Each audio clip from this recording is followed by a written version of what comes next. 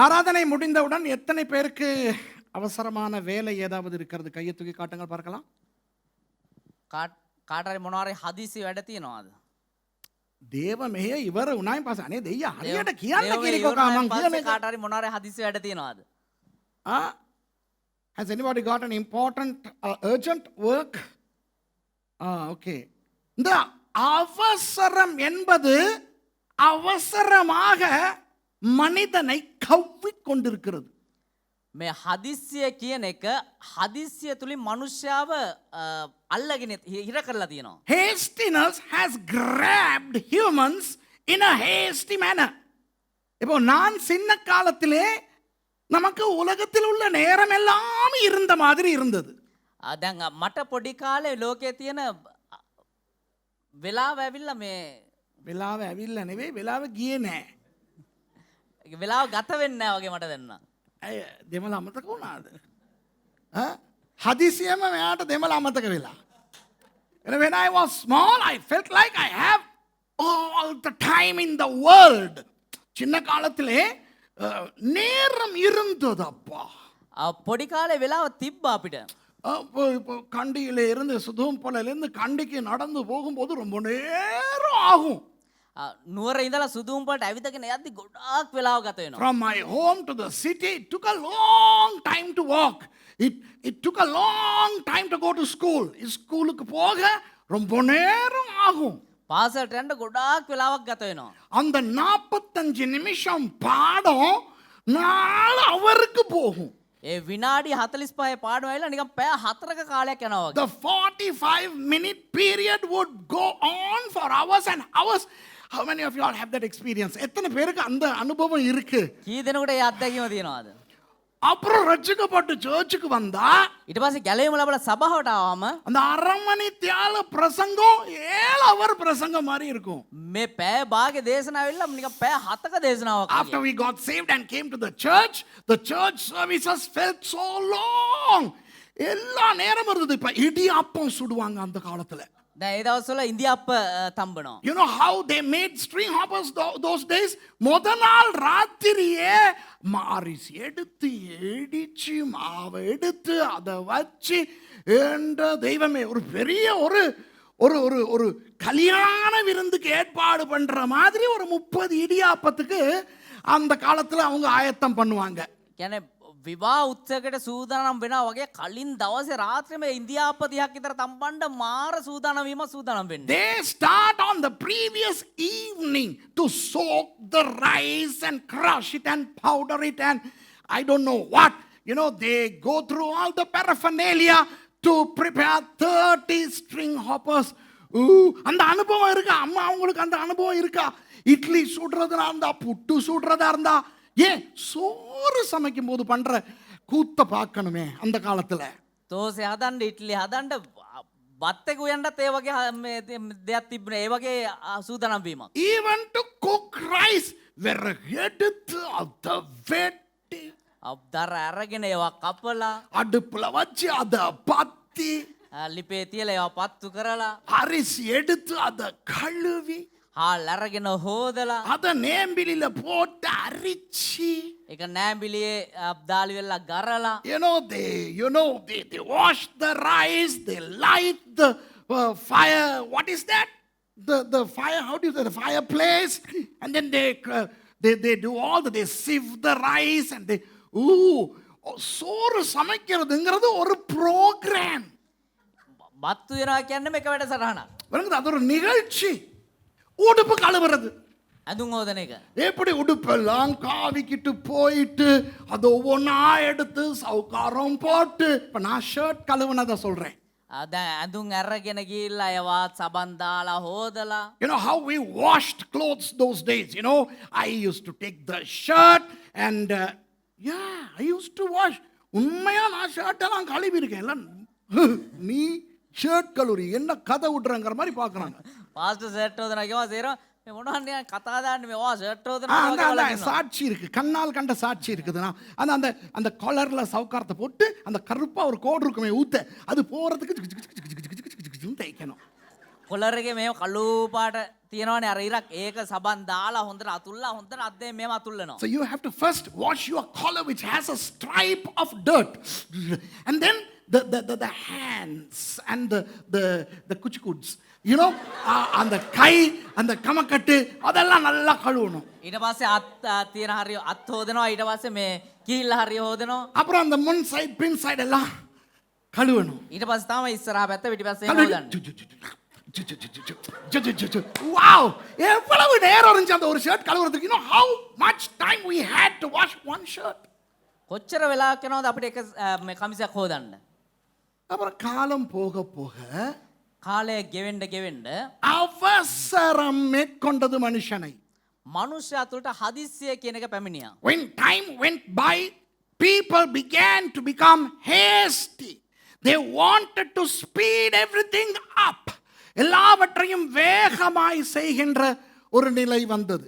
හැම දෙයක්ම ඉතා ඉක්මනින් කරන්නව තත්ත්වයක් පත් වුණා. நடந்து போனவர்களுக்கு நடந்து போக இப்போ நேரம் இல்லை, வாகனத்திலே போகிறார்கள். ඇවිදන් යන අයට දැන් ඇවිදගෙන යන්න වෙලාවක් නැහැ, දැන් වාහන ඇවිල්ලා. Those who walked no longer have the time to walk, so they travel on vehicles. அந்த இடியாப்பம் எல்லாம் முத நாள்ல இருந்தே சுட்டவங்களுக்கு இப்ப நேரம் இல்லை. කලින් දවස් ඉඳන් ඉන්දියාප්පේ හදපු කට්ටියන්ට තඹපු කට්ටියන් දැන් වෙලාවක් නැහැ. இப்ப கடையில விக்கிறான் காஞ்ச பேக்கெட் பண்ண இடியாப்பம். දැන් කඩේ විකුණනවා වේලපු ඉන්දියාප්ප. Now they sell dried string hoppers packaged in the shops. So all you have to do is to buy that, bring that, heat the water up, put it, and string hoppers ready in 5 minutes. அதை வாங்கிட்டு வந்தாச்சு, தண்ணியை சுட வச்சாச்சு, அதுக்குள்ள போட்டாச்சு, instant idiyappam. ඇසුරුම අරන් ආවා, උණු වතුර එක රත් කරා, ඒකේ තැම්බුවා ෂණික ඉන්දියාප්ප. Instant soup. ෂණික සුප්. இல்லைங்கடா, சோறெல்லாம் அரிசியெல்லாம் இப்ப கழுவுறதே இல்லடா. දැන් මේ எந்த தெய்வம் හාල්ලේම දැන් හොදන්නෙම නැහැ. people hardly wash. அப்படி கழுவுனாலும் சும்மா அப்படி ஒரு போட்டு அப்படி போட்டுட்டு ரைஸ் குக்கர்ல போட்டு சுவிட்சை போட்டுட்டு இவங்க போயிட்டு வேற வேலை செஞ்சுக்கிட்டு இருப்பாங்க. டைம் இல்ல. ඒ කියන්නේ එහෙම හේදුවා ටක් ගාලා ගෙනාවා පොඩ්ඩ වතුර දාලා හොදලා වෙලා රයිස් කුකර් එකේ දැම්මා. ඒගොල්ලෝගේ වැඩ ඊට පස්සේ. So they just wash the rice peripherally, they put it on the rice cooker, and then they switch the thing on, and they go and they do other things. இப்பெல்லாம் கையில துணி கழுவுறதுக்கு நேரம் இல்ல, வாஷிங் மெஷின். දැන් අතින් හොදන්න ඇඳුම් හොදන්න වෙලාවක් නැහැ, දැන් washing machine. Washing machine. The washing machine washes the clothes, and the dryer dries the clothes. அந்த துணி கொடி எல்லாம் இப்ப நிறைய இடங்கள்ல இல்லாம போகுது. දැන් අර ඇඳුම් වනන වැලවල් එහෙම ගොඩක් තැන් වල නැති වෙලා යනවා. இப்ப எல்லாம் ட்ரையர்ல தான் போடுறாங்க. දැන් අර ඩ්‍රයර් කියන අර වේලන යන්ත්‍ර තියෙන ඒවට තමයි දාන්නේ. வேகம் வேகம், வாழ்க்கையே வேகம். වේගවත්කම ඉක්මන. Now the world is full of speed. The world's fastest train, TGV. விளங்குதா? உலகத்தில் வேகமாய் போகும் புகையிரதம் TGV. ලෝකේ වේගෙන්ම ගමන් කරනව දුම්රිය TGV பிரான்ஸ்ல இருக்கு. அதுக்கு போட்டியா ஜப்பான்ல ஷின்கான்சென் புல்லட் ட்ரெயின். ඒකට හරියන්න ජපානයේ හැදුවා ඊට වඩා වේගවත් දුම්රියක්. எவ்வளவு வேகமா ட்ரெயின் போட்டாலும் நம்ம இப்படிதான் போவோம்னு சொல்ற நம்மட பொடிமேனிக்கு. කවුරු මොනවා කරත් අපි මෙහෙම තමයි යන්නේ කියලා අන්න උදාහරණයක් තියෙනවා අපේ පොඩි මැණිකේ දුම්රිය. Our பொடி மேனிக்கே train, same speed, you know, from Kandy to Colombo. Those days 3 hours, now 3.5 hours. அந்த காலத்துல அந்த கரி கோச் காலத்துல 3 hourல போகும், இப்ப 3.5 hourல போகுது. ඒ ගල් අඟුරු කෝච්චි තියෙන කාලේ වෙලා පැය 3ක් ගියා, දැන් පැය 3:00ක් යනවා. ஆனால் உலகமே வேகமாய் போகிறது. හැබැයි ලෝකය ඉතා වේගෙන් ගමන් කරනවා. பாருங்கள், எத்தனை விபத்துக்களில் எத்தனை பேர் சாகிறார்கள் வேகமாய் போய். බලන්න අනතුරු වලින් කී දෙනෙක් මරණයට පත් වෙනවද කියලා වේගෙන් ගිහිල්ලා. How many people drive fast, ride fast and just die? Oh my God. You know, accidents are abounding. All these CCTV cameras are showing these accidents. High speed chases. You know, everything is fast. இந்த கேமராஸ்ல காட்டுறாங்க accident நடக்கிறதெல்லாம். මේ කැමරාවල පෙන්වනවා සමහර අනතුරු සිදුවෙන දේවල්. எல்லாருடைய வாழ்க்கையிலும் அவசரம். හැම කෙනෙක්ගේම ජීවිතයේ හදිස්සිය. இப்போ இந்த வெளியே இருக்கிற அவசரங்கள் மனிதனுக்கு உள்ளேயும் வருகின்றன. දැන් ඒ එළියේ තිබෙනා ඔය හදිස්සිය දැන් මනුෂ්‍යයා තුලට පැමිණිලා. The hastiness that has engulfed the world has entered the lives of people. இப்ப சின்ன பயலுகளுக்கு லவ் பண்றது அவசரம். දැන් පොඩි මේ දරුවන්ට ආදරය කරන්න ප්‍රේම කරන්න හදිසියක්. Now, small fellows want to hastily fall in love.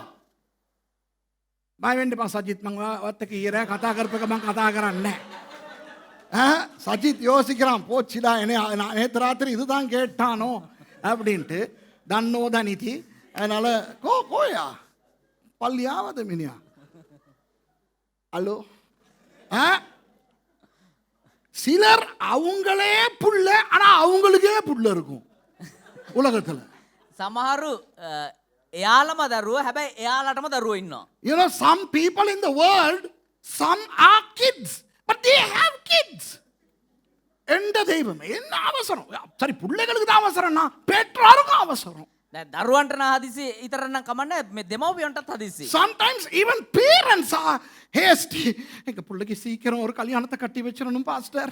මගේ දරුවට ඉතා ඉක්මනින් විවාහ කරලා දෙන්න ඕනේ පාස්ටර්. என்ன பயம் நேரத்துக்கு கட்டி வைக்காட்டி பாஞ்சி போயிருமோ. ඇයි කියනවා නම් බයයි හරියට වෙලාවට කසාද බඳලා දුන්න නැත්නම් පැනලා යයි කියලා. If the parents don't marry the children on time, and they might run away.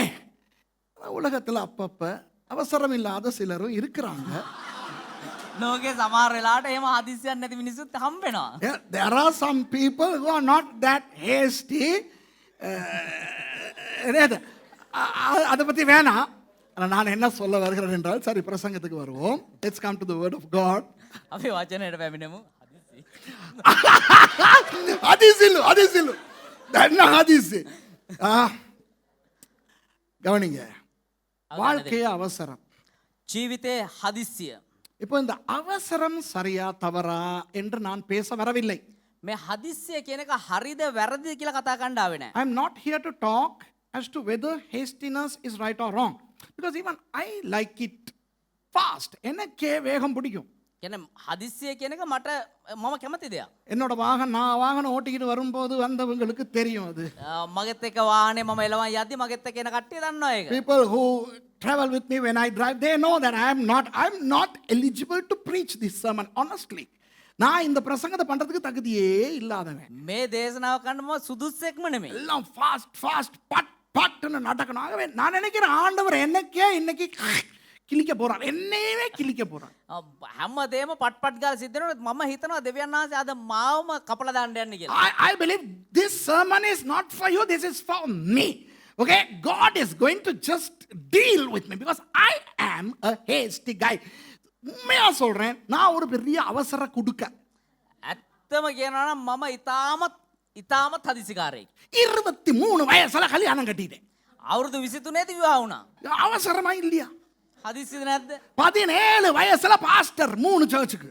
අවුරුදු 17 දී දේවගතිවරයෙක් සභා තුනක. I got married when I was 23. Isn't that being hasty? And I was a pastor of 3 churches when I was 17. I preached my first sermon when I was 13. 13 வயசுல பிரசங்கம் பண்ணேன். අවුරුදු 13 තමයි දේශනා කරේ පළමු වතාවට. இப்பயுமே எங்க போனாலும் எனக்கு ஃபாஸ்டா போற பிளேன், ஃபாஸ்டா போற ட்ரெயின், ஃபாஸ்டா போற பஸ், பைக்கையும் ஓட்டிக்கிட்டு போனா பேய் மாதிரி தான் ஓட்டிக்கிட்டு போகணும். நானே ஒரு அவசர பாவி. අබ්බා දැන් කොහේ ගියත් ඉතා වේගෙන් යන්නව දුම්රිය වේගෙන් යන්නව බස් රථ වේගෙන් යන්නව ගුවන් යාන ඒ වගේ බයික් එකේ ගියත් හදිස්සිය තමයි මම යන්නේ. So I go on fast planes, fast trains, and when I drive I am fast. So this sermon is for me. Join me. Let's listen to the Holy Spirit. இந்த பிரசங்கம் எனக்கு நீங்களும் வேணும்னா என்னோட இணைஞ்சி ஒன்னா வாங்கி கட்டிக்கிறோம் ஆண்டவர்கிட்டால. මේ දේශනාව මට ඒ නිසා ඔබත් කැමති නම් මගෙත් එක්ක මේ දේශනාවට සම්බන්ධ වෙලා දිව්‍යන් වහන්සේ යම් දෙයක් ලබා ගන්න. අපි ඔක්කොම දෙවියන් වහන්සේගෙන් බැනුම් අහමුද? ஓகே? இந்த பிரசங்கத்தின் தலைப்பு என்ன தெரியுமா? මේ දේශනාවේ මාතෘකාව මොකක්ද දන්නවද? தேவனின் பொறுமையும் மனிதனின் அவசரமும். දෙවියන් වහන්සේගේ ඉවසීමත් මනුෂ්‍යයාගේ හදිස්සියත්. The title of today's sermon is God's patience and man's haste. God's patience and or versus man's haste. தேவனுடைய பொறுமையும் දෙවියන් වහන්සේගේ ඉවසීමත් மனிதனுடைய அவசரம். මනුෂ්‍යයාගේ හදිස්සියත්. நம்முடைய தேவன் அவசரமான தேவன் அல்ல. අපේ දෙවියන් වහන්සේ ඇවිල්ලා හදිස්සිකාර වූ දෙවියන් වහන්සේ කෙනෙක් නෙවෙයි. Our God is not a hasty God. Why? Because He has all the time in eternity unto Himself. அவருக்கு சதா கால நித்திய காலமும் அவரிடத்துல இருக்கிறது. උන්වහන්සේට සදා කාලිකූ වේලාවක් තියෙන උන්වහන්සේට කියලා. ஆனால் அவர் காலம் என்பதனை படைக்க முன்பும் அவசரம் இல்லாமல் இருந்தார். හැබැයි උන්වහන්සේ කාලය කියන දේ නිර්මාණය කරන්න කලිනුත් හදිසියක් නැතුව හිටියා. காலம் என்பதை படைத்த பின்பும் அவசரம் இல்லாமல் இருந்தார். ඒ කාලය කියන දේ නිර්මාණය කරාට පස්සෙත් හදිසියක් නැතුව ඉන්නවා. You know, God was not hasty before He created time. And even after He created time, He was still patient. தேவனுடைய பொறுமை மாத்திரம் இருந்திருக்காவிட்டால் දෙවියන් වහන්සේගේ ඉවසීම කියන එක විතර නැති වෙලා තිබුණා නම් உலகம் இன்றைக்கு இப்படி இருந்திருக்காது. ලෝකේ අද වෙද්දි මේ විදිහට තියෙන්නේ නැති If වෙයි. not for God's patience, the world wouldn't be like this. If not for God's patience, I wouldn't be alive, let alone be in the ministry. தேவன் மாத்திரம் பொறுமை உள்ளவராய் இல்லை என்றால் දෙවියන් වහන්සේට විතරක් ඒ ඉවසීම කියලා තියෙන දේ කියන දේ තිබ්බේ නැත්නම් நான் ஊழியத்திலும் இல்லை, ஏன் நான் உயிரோடையே இருந்திருக்க மாட்டேன். මම සේවෙත් නැහැ මම ජීවත් වුන් අතරත් නැහැ. நீங்கள் யோசித்து பாருங்கள். ඔය හිතලා බලන්න. உங்களுடைய காரியங்களை தேவன் அவசரமாக நடப்பித்திருந்தால் நீங்களும் யாரும் உயிரோடு இருந்திருக்க மாட்டீர்கள். ඔබේ කාරණා දෙවියන් වහන්සේ හදිස්සිය කරලා තිබුණා නම් එම ඔබ කවුරුත් උනත් ජීවත් වෙන්න නැති වෙයි. Even you in your lives, if God dealt with you in a hasty manner, I don't think you would be alive today. தேவன் உங்கள் மேல் அவசரமாய் கோபப்பட்டு දෙවියන් වහන්සේ ඔබ කෙරෙහි හදිස්සිය කෝප වුණා නම් ஆண்டவர் உங்களை அவசரமாய் திருந்த எதிர்பார்த்து දෙවියන් වහන්සේ ඔබ ඉතා ඉක්මනින් හැදෙන්න ඕන කියලා හිතුවා නම් அவர் அவசரமாய் உங்களோடு இடைப்பட்டிருந்தால் நீங்களும் நாசம், நானும் நாசம், உலகமே நாசம். උන්වහන්සේ ඔබත් මාත් එක්ක හදිස්සිය එහෙම නැත්නම් ඉතා ඉක්මන්කාරී විදියට හැසිරුණා නම් ඔබත් විනාශයි මමත් විනාශයි. If God wanted everybody to change fast, repent fast, become holy fast, boy, I'll tell you, you and I wouldn't be here, the world wouldn't be here. Praise God for His patience. அவருடைய பொறுமைக்காய் ஆண்டவருக்கு நன்றி செலுத்த வேண்டும். උන්වහන්සේගේ ඉවසීම ගැන අපි දෙවියන් වහන්සේට ස්තුති කළ යුතුයි. விளங்குதா? ஆனால் மனிதனுக்கு என்ன நடந்திருக்கிறது? හැබැයි මනුෂ්‍යයර මොනවද වෙලා තියෙන්නේ? எதற்கெடுத்தாலும் அவசரம். මොන දේ ගත්තත් හදිස්සිය. But what has happened to man? Everything has become hasty. Everything has to be done fast, fast, pat, pat, quick, quick. எல்லாமே தட்டப்பட்டன்னு நடக்கணும். හැම දෙයක්ම දඩබඩ ගාලා සිද්ධ වෙන්න ඕනේ. என்னக்கே அந்த பிரச்சனை? மஞ்சக்காவை போயிட்டு பார்த்தா அது இவ்வளவுக்கு வளர்ந்துருக்கணும், இன்னும் இவ்வளவுக்கு தான் இருக்கு. මටත් තියෙන්නේ මේ ප්‍රශ්නේම තමයි. මඤ්ඤොක්ක කියලා බැලුවා නම් මෙච්චර විතර වර්ධනය වෙලා තින්නවා. ඒ තාම මෙච්චර තියෙන කියලා ප්‍රශ්නයක්. அவசரம். හදිස්සි. இப்ப விளங்குதா உங்களுக்கு? 6 மாசம் மஞ்சக்கா வேணாமா, இவருக்கு 3 மாசம் மஞ்சக்கா வேணுமா? இல்லையா, நான் சொன்னேன் தானே தேடுன்னு. கர்த்தர் பேசுறாரு எனக்கு. මාස 6 මඤ්ඤොක්කේම මාස 3 මඤ්ඤොක්කන්නේ හදිස්සි. You know, cassava plants, I go and look at the cassava plants and I want them to grow fast. Ooh, what's happening here? What should I do to make it grow fast? இப்ப எல்லாம் but மாங்கா, but அது, but இது. දැන් ඇවිල්ලා බද්ද අඹ බද්ද අරව බද්ද මේවා තේරම බද්ද. Everything is budded plants where, you know, once upon a time these trees yielded after 20 years, but now it's 4 months. ஒரு காலத்துல சில மரங்கள் கனி கொடுக்கிறதுக்கு 20 வருஷம் ஆகும். ඉස්සර පොඩි පැලයක් ලොකු වෙලා මේ ඒකේ පළ දාව දෙන්න අවුරුදු 20ක් විතර යනවා. இப்ப எல்லாம் 2 மாசம், 4 மாசம், 5 மாசம். දැන් ඇවිල්ලා මාස 2යි මාස 3යි මාස 6යි පළ දෙන්න ඕනේ. ஆண்டவருக்கு ஸ்தோத்திரம். ஆண்டவருக்கு ஒரு அவசரமும் இல்லை. දෙවියන් වහන්සේට ස්තුතිය. දෙවියන් වහන්සේට කිසිම හදිස්සියක් Praise God. God is not hasty. இப்போ ஆண்டவர் என்ன தெரியுமா சொல்லுகிறார்? எனக்கும் உங்களுக்கும் දැන් දෙවියන් වහන්සේ මොනවද දන්නවද මටත් ඔබටත් කියන්නේ? என்ன போல இந்த விஷயத்திலேயாவது மாறி தொலையேங்கிறார். මම වගේ මේ කාරණාවේදීවත් වෙනස් වෙන්නකෝ කියලා. மற்ற விஷயங்கள்ல நான் பரிசுத்தராய் இருப்பது போல நீங்கள் பரிசுத்தராயிருங்கள். முடியாது நாதா. මම සුද්ධව ඉන්නවා වගේ නුඹලත් සුද්ධව සිටපල්ලා. வசனம் இருக்குதானே அப்படி? The Bible says, be ye holy as I am holy. I'm trying, Lord. I'm trying from 1979. 79ல இருந்து 41 வருஷம் ட்ரை பண்றேன் நான். 99 ඉඳන් උත්සාහ කරනවා. 79 කොච්චර හදිසි වුණත් දෙමළ කෙල්ලෙක් නම් එන්නේ නැහැ. ඔය ගණන් හරියට දෙමළෙන් කියන්න පුරුදු වුණේ නැත්තම්. 79 ඉඳලා 79 ඉඳලා උත්සාහ කරනවා තාම බැරි වුණා. දෙවියන් වහන්සේ වගේ සුද්ධ වෙන්න බලනවා බෑ ஓய் தேவனை போல பரிசுத்தமா எத்தனை பேர் சொல்லுவீங்க உண்மையா நீங்களும் ட்ரை பண்றீங்க முடியல உண்மையை ஒத்துக்கிறீங்க කී දෙනෙක් කියනවාද ඇත්තටම අපිත් උත්සාහ කරා තාම බැරි වුණා කියලා. How many of you all are saying, yeah, even I am trying, but it's very difficult? Praise God. We are on the same boat. நல்ல ஹோலியில் ஏறும் அப்புறம் டொபுக்கிட்டு ஏறுன்னு விழுந்தோம். හොඳට සුද්ධකමට ලම් වෙනවා ඒ ගම තටාංගල හැම වැටෙනවා. Yes, we are sending our holiness only to drop. And then there is another verse. நீதிமான் 7 தரம் விழுந்தாலும் எழும்புவான்னு சொல்லி எலும்பி போய்கிட்டே இருக்கிறோம். ඊට පස්සේ කියනවා ධර්මිෂ්ඨයා 7 වරක් වටුණා නැගිටිනවා කියලා බයිබල් පදත් කියනවා. Then praise God, there is another verse for people like us. When the righteous falls 7 times, he gets up. Anyway, God is saying now, you are struggling to become holy. At least be patient like me. ஆண்டவர் சொல்றார் நீ என்ன போல பரிசுத்தரா இருக்கிறதுக்கே கஷ்டப்படுற பரவாயில்ல விடு.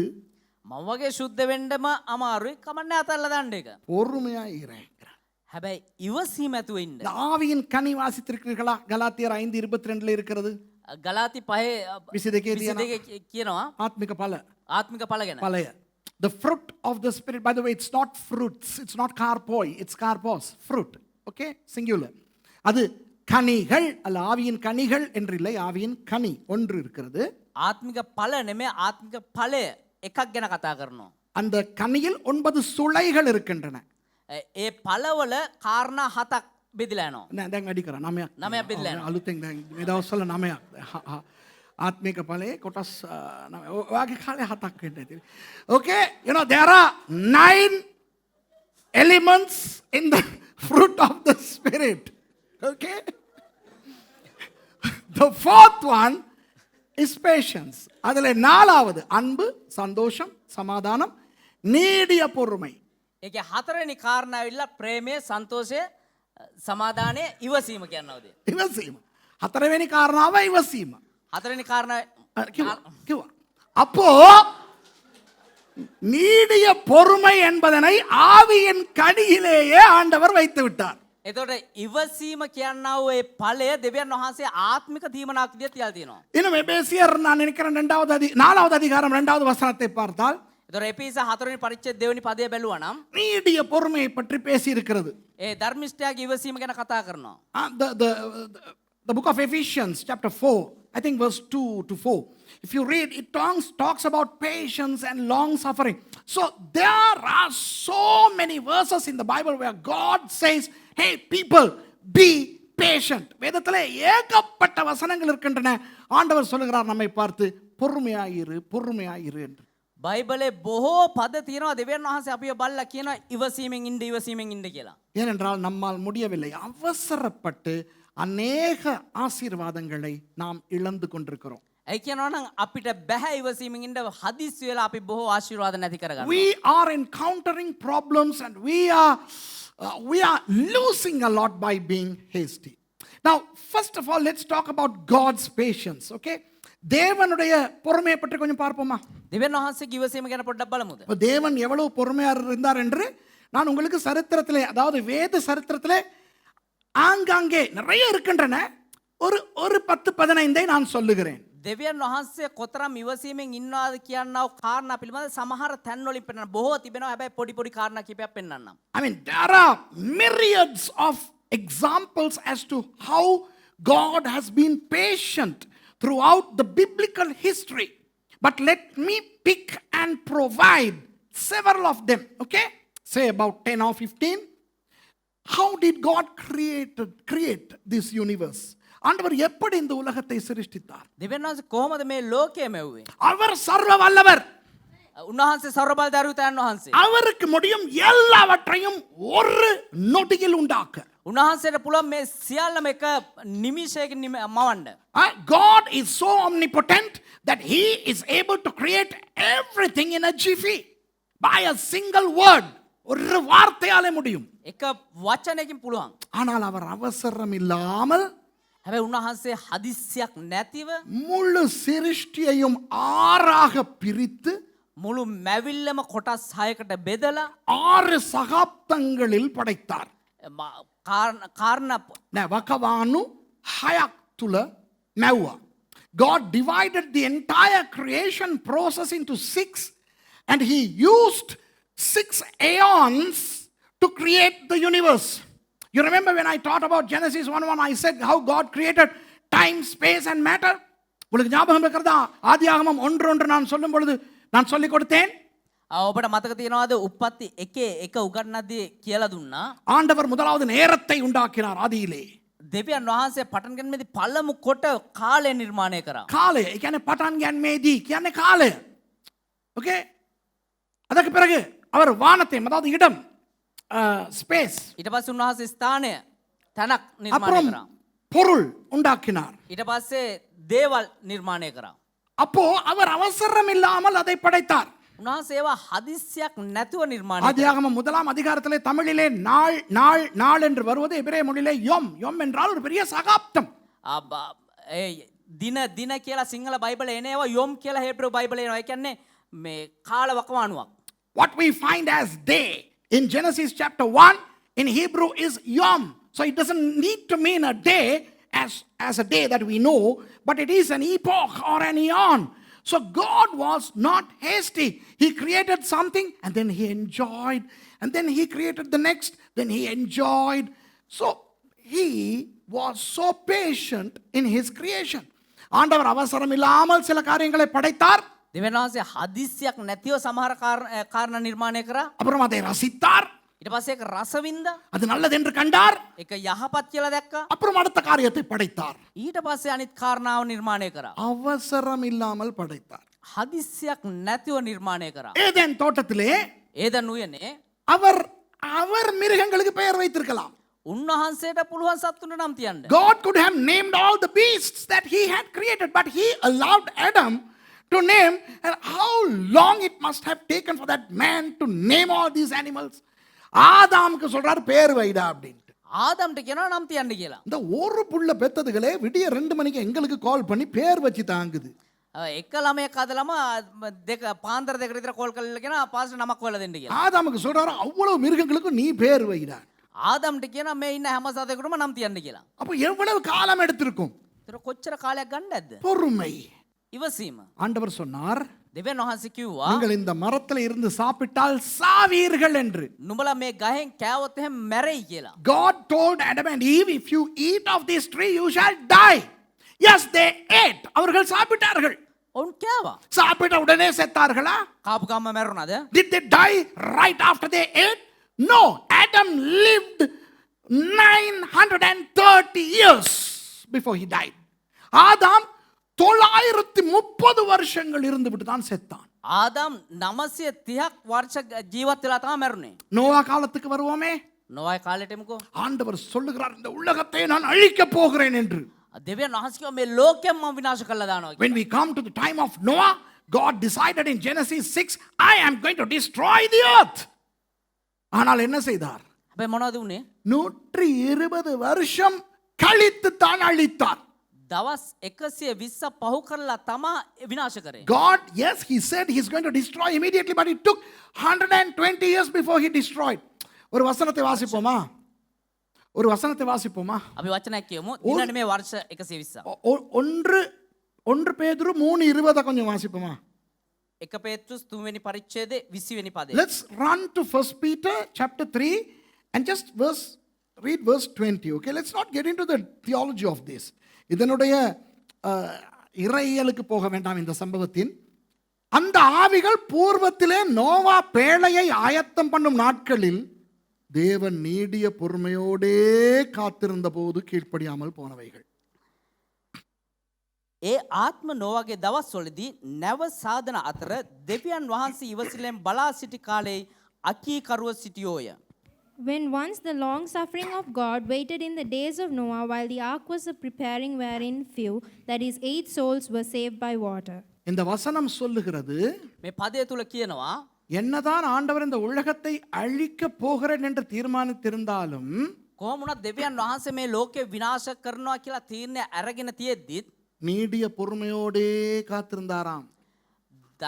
ධර්මිෂ්ඨකමින් ඉවසීම ඇතුව බලාගෙන හිටියා කියලා. You know, this verse says that even though God decided to destroy the world, he waited with long suffering for people to repent. He gave them the chance. காத்திருந்தார். ஆபிரகாமுக்கு சொன்னார் உனக்கு நான் பிள்ளை தருகிறேன் என்று. ආබ්‍රහම්ට කිව්වා මම නුඹට දරුවෙක් දෙනවා කියලා. God told Abraham, I will give you a child. But God gave the child only when he was 100. அவன் 100 வயதான பொழுதுதான் அவருக்கு ஆண்டவர் பிள்ளை கொடுத்தார். ඔහුට අවුරුදු 100ක් වුණාට පස්සේ තමා දෙවියන් වහන්සේට දරුවෙක් දුන්නේ. கர்த்தர் காத்திருந்தார். දෙවියන් වහන්සේ බලා සිටියා. ஆபிரகாம் அந்த தகுதியை அடையும் வரை காத்திருந்தார். දෙවියන් ආබ්‍රහම් මේ තත්වයට පත් වෙනකන් දෙවියන් වහන්සේ බලන් හිටියා. God waited patiently for Abraham to attain that maturity before God gave him the child. Okay? இப்போ இஸ்ரவேலர்கள் எகிப்திலே போய் அடிமைகளாக இருந்த பொழுது දැන් ඊජිප්තු ජනතාව ඉස්රායල් ජනතාව ඊජිප්තුවේ මේ වහල්ලු විදිහට ඉද්දී உடனே அவர்களை காப்பாற்றி இருக்கலாம். උන්වහන්සේට එකපාරටම ඔවුන්ව බේර ගන්න තිබුණා. ஆனால் 430 வருஷங்கள் காத்திருந்து தான் அவர்களை காப்பாற்றினார். හැබැයි අවුරුදු 430ක් බලාගෙන ඉඳලා තමයි ඔවුන්ව බේරගත්තේ. God could have saved the Israelites from Egypt sooner than he did, but he waited 430 years. சரி, அந்த இஸ்ரவேலர்களை காப்பாற்ற மோசே என்பவரை தெரிவு செய்கிறார். දැන් ඒ ඉස්රායල් ජනතාව බේර ගන්න මෝසෙස් කියලා එක්කෙනෙක්ව තෝරගත්තා. ஆனால் அந்த மோசேக்கு பார்வோனுடைய அரண்மனையிலே 40 வருஷங்கள் பயிற்சி கொடுக்கிறார். හැබැයි මේ මෝසෙස්ට පාරාවගේ මාලිගාව අවුරුදු 40ක් පුහුණුව ලබා දුන්නා. மீதியான் பாலைவனத்திலே 40 வருடங்கள் பயிற்சி கொடுக்கிறார். ඒ මීදියම් ඒ කාන්තාරයේ අවුරුදු 40ක් පුහුණුව ලබා දුන්නා. God could have used Moses miraculously from day one, but God trained him in the palace of Pharaoh for 40 years and in the Median desert for 40 years. So God trained Moses 80 years to work for 40 years. 40 ஆண்டுகள் ஊழியம் செய்ய 80 ஆண்டுகள் மோசேக்கு ஆண்டவர் பயிற்சி கொடுத்தார். අවුරුදු 40ක් සේවය කරන්න මෝසෙස්ට අවුරුදු 80ක් තිස්සේ පුහුණුව ලබා දුන්නා. அப்புறம் இஸ்ரவேல் ஜனங்களை 40 மணி நேரத்தில் எகிப்திலே இருந்து கானானுக்கு கொண்டு போயிருக்கலாம் தெரியுமா? இஸ்ரேல் සෙනඟ පැය 40කින් මිසරෙන් කානාන් වලට ගෙන යන්න තිබ්බා. The people of Israel could have been taken to Canaan from Egypt in 40 hours. Okay? Or those days, if they walked 40 days, அவர்கள் நடந்து போனால் එහෙම නැත්නම් ඔවුන් ඇවිදගෙන ගියා නම් 40 நாட்களில், දින 40යි. ஆனால் 40 ஆண்டுகள் பொறுமையாய் நடத்தினார். හැබැයි අවුරුදු 40ක් තිස්සේ ඉවසීමෙන් ඔවුන්ව ගමනේ යෙදුවා. God patiently brought them for 40 years. And then God waited 230 years before he gave them the first king. ஆண்டவர் 230 வருஷங்கள் காத்திருந்த பிறகுதான் முதலாவது அரசனை அவர்களுக்கு கொடுத்தார். දෙවියන් වහන්සේ අවුරුදු 230ක් බලාගෙන ඉඳලා තමා පළමු රජතුමා දුන්නේ. தேசம் ரெண்டாக பிரித்ததே. දේශය දෙකට බෙදුනා. அப்போ வடக்கு ராஜ்யத்தின் முதலாவது அரசனா ஏற்படுத்தப்பட்டவன் யார்? එතකොට උතුරු දේශයේ පළමු කොට රජු විදියට පත් වුණේ කවුද? யெரொபெயாம். යෙරොබෙයාම්. அவன் பாவம் செய்தான். ඔහු පව් කරා. இஸ்ரவேலிலே விக்கிரகாராதனை கொண்டு வந்தான். ඊශ්‍රායල් වලට රූප වන්දනාව රැගෙන ආවා. ஆனால் ஆண்டவர் 200 வருஷங்கள் பொறுத்திருந்த பிறகுதான் அவர்களை அசீரியர்கள் கையிலே விட்டார். හැබැයි දෙවියන් වහන්සේ අවුරුදු 200ක් තිස්සේ බලාගෙන ඉඳලා තම ඔන්න අසීරියන් නෝට යටත් වාසින් විදියට යවුවේ. When the nation was divided into two, the northern kingdom, the first king of which was Jeroboam the first, made the whole nation of Israel to backslide from God. But God waited 200 years before he sent them exile into Assyria in 722 BC. Okay? அதற்கு பிறகு 136 வருஷங்கள் ஆண்டவர் காத்திருந்தார் தெற்கு ராஜ்யத்துக்கு தண்டனை கொடுக்க. ඊට පස්සේ දකුණු දේශයට දඬුවම් කරන්න අවුරුදු 136ක් තිස් උන්වහන්සේ බලාගෙන සිටියා. God gave another 136 years before he chastised the southern kingdom of Judah. இப்போ ஆதியாகமம் 3:15 ஆண்டவர் சொன்னார் நான் ஸ்திரீயின் வித்து, அதாவது இயேசு அவரை அனுப்புவேன் என்று. ඊට පස්සේ උප්පත්ති 3:15 උන්වහන්සේ කියනවා මම යේසුස් වහන්සේ එවනවා කියන එක. The first messianic prediction expressed in the Bible is in Genesis chapter 3 verse 15, where God says, I shall send the seed of the woman, Jesus. But it took 4,000 years for him to come. 4000 வருஷங்களுக்கு பிறகுதான் அவர் வந்தார். අවුරුදු 430ක් තිස් උන්වහන්සේ බලාගෙන හිටියා ඒ සඳහා. விளங்குதா உங்களுக்கு? அவசரமே இல்லாமல் இருந்தார் தேவன். උන්වහන්සේ කිසිම හදිස්සියක් නැතුව සිටියා. God was not hasty. இப்போ இயேசுவானவர் பிறக்கிறார். දැන් යේසුස් වහන්සේ ඉපදෙනවා. இப்போ இயேசுவானவர் பிறந்தது தேவன் தானே மனிதனாய் பிறந்தார். දැන් දෙවියන් වහන්සේන මනුෂ්‍යෙක් විදිහට ඉපදුනේ. Now God became man in the form of Jesus, okay? அப்போ சின்ன பிள்ளையாவே அவர் அற்புதம் எல்லாம் செஞ்சு விளையாட்ட காட்டி இருக்கலாமே. එහෙමනම් ඉතින් පොඩි ළමයා කාලෙම ලදරු මේ පොඩි ළමයෙක්ව සිටීම අහස්කම් කළා වැඩ පෙන්වන්න තිබුණානේ. Jesus could have performed miracles and did all what he wanted to do when he was still a child. The world would have marveled, shocked to smithereens, right? இப்போ சின்ன குழந்தையாய் இயேசு அற்புதம் எல்லாம் செய்து அவர் துடித்திருந்தால் உலகமே அவரை நம்பியிருக்குமா இல்லையா? දැන් ඒ කුඩා ලදරුවේ කාලෙම උන්වහන්සේ හාස්කම් කරා මුළු ලෝකෙම පුදුමයට පත් වෙයි උන්වහන්සේ ගැන. அவர் ஏன் 30 வருடம் காத்திருந்தார்? ඒ උන්වහන්සේ අවුරුදු 30ක් තිස්සේ බලාගෙන හිටියේ. Why would he wait patiently for 30 years? விளங்குதா உங்களுக்கு? சரி, யூதர்களை கிபி 70 தண்டித்தார். යුදෙවෝ ක්‍රිස්තු වර්ෂ වර්ෂ 70 70 දී විනාශ කරා. God exiled in a diaspora the Jews in AD 70, and God gave them 1878 years before they could be brought back to their land. 1878 வருஷங்களுக்கு பிறகுதான் ஆண்டவர் அவர்களை மறுபடி தேசத்துக்கு கொண்டு வந்தார். 1878 තමයි නැවත උන්වහන්සේ නෑ අවුරුදු 1878කට පස්සේ තමයි ඒගොල්ලන්ව ගෙනාවේ. இப்ப கடைசியா வந்து சொல்றேன். දැන් අවසාන වශයෙන් එක දෙයක් කියන්නම්. 2000 வருஷத்துக்கு முதலே ஆண்டவர் சொல்லிட்டார் சபை எடுத்துக் கொள்ளப்பட போகுதுன்னு. අවුරුදු 2000කට කලින් දෙවියන් වහන්සේ කිව්වා සභාව නැවත ගන්නවා කියලා. இந்த வர்றேன்ட்டு தான் போனார். මේ එනවා කියලා තමයි ගියේ. 2000 வருஷமா ஆளை காணோம். අවුරුදු 2000 තිස්සේ එයා නැහැ. இந்தா வர்றார். මේ එනවා. இதோ கடைசி காலம். මේ අවසන් කාලේ 2000 years ago when Jesus went, he said, I will come soon. I'm coming back, okay? 2000 years on and he has not showed up yet. Patience. அவ்வளவு பொறுமை அவருக்கு. එච්චර ඉවසීමක් උන්වහන්සේ. விளங்குதா உங்களுக்கு? දැන් තේරෙනවද ඔබට? நமது ஆண்டவர் யார்? අපේ දෙවියන් වහන්සේ කවුද? அவசரம் இல்லாத ஆண்டவர். හදිස්සියක් නැති දෙවි කෙනෙක් තමයි අපේ දෙවියන් Our වහන්සේ. God is not a hasty God. He is a patient God. இப்போ நான் 79 ரட்சிக்கப்பட்டேன். 79 දී දේවදාසයා ගැලවීම ලැබුවා. I got saved in 1979 and I got a prophecy from my pastor Bosco Gunawardana who said, God has called you into full-time ministry, boy. You will preach the word. I mean, he gave some thundering, interesting, attractive prophecies. என்னுடைய pastor Bosco Gunawardana எனக்கு தீர்க்கதரிசனம் சொன்னார். මගේ දේවදාසයා pastor බොස්කෝ Gunawardena අනාගත වාක්‍යයක් කිව්ව මට. நீ தேவனுடைய வார்த்தையை பிரசங்கிப்பாய். නුඹ දෙවියන් වහන්සේගේ වචනය දේශනා කරයි. நீ உலகமெல்லாம் போவாய். ලෝකයේ පුරා ඔබ යයි. நீ மேய்ப்பனாய் பாஸ்டராய் இருப்பாய். ඔබ දේවදාසයෙක් දේව ගැතිවරයෙක් විදිහට සේවය யோ நல்ல தீர்க்கதரிசனங்களா விட்டார் அவர். சூப்பர். அதெல்லாம் நடந்துருச்சு என் வாழ்க்கையில. හොඳ ලස්සන අනාගත වාක්‍ය කිව්වා. ඒ හැමදේම සිද්ධ වුණා මගේ. All that he prophesied came to pass in my life, so he was a true prophet. But at that time I wanted to sleep that night and wake up as a pastor. எனக்கு என்ன நடந்தது தெரியுமா? හැබැයි මට මොනවද දන්නද ඕන උනේ? அன்னைக்கு அந்த தீர்க்கதரிசனம் கேட்டுட்டு வந்து வீட்ல தூங்கினேன் இல்லையா? එදා ඒ අනාගත වාක්‍ය අහලා ඇවිල්ලා ගෙදර නිදා ගන්නවානේ. காலையில எழும்பும் போது பாஸ்டரா எழும்புறதுக்கு தான் எனக்கு தேவை. උදේ නැගිටිද්දි පාස්ටර් කෙනෙක් කියලා නැගිටින්න තමයි මට ඕනේ. ஆண்டவர் சொல்லிவிட்டார். දෙවියන් වහන්සේ කිව්වා. அப்போ நான் இப்போ பாஸ்டர் எங்க சர்ச் யாருக்கு பிரசங்கம் பண்ணணும்? come on. ඒ නිසා මම දැන් පාස්ටර් කෙනෙක් කාටද මම දේශනා කරන්න කොහොම සභාව? எங்க அம்மா சொன்னாங்க கம்முன்னு ஸ்கூலுக்கு போயிட்டு வா. මගේ අම්මා කිව්වා පාඩුවේ කට වහගෙන ඉස්කෝලේට ගිහලා එන්න. My mother told me now you shut up and go to school and come. அப்ப அம்மாவை பார்க்கும்போது அந்தி கிறிஸ்து மாதிரி இருந்தது எனக்கு. ඒතර අම්මා දිහා බලන්නේ අන්තක්‍රිස්තු වගේ තමයි හිටියේ. When my mother told that, I saw her as the Antichrist, not as Jezebel. அம்மாவை நான் எசபேலா பார்க்கல. අම්මව යෙසබෙල් විදිහට බැලුවේ නෑ. ஏன் தெரியுமா? ඒ දන්නවද? எசபேல்னு ஒன்று இருக்கிறதே அப்ப தெரியாது எனக்கு. ඒ දවස්වල යෙසබෙල් කියලා කෙනෙක් දන්නේම නෑ. I never knew of a spirit called Jezebel. Otherwise I would have thought my mother was the Jezebel. எவ்வளவுங்கடா? அப்ப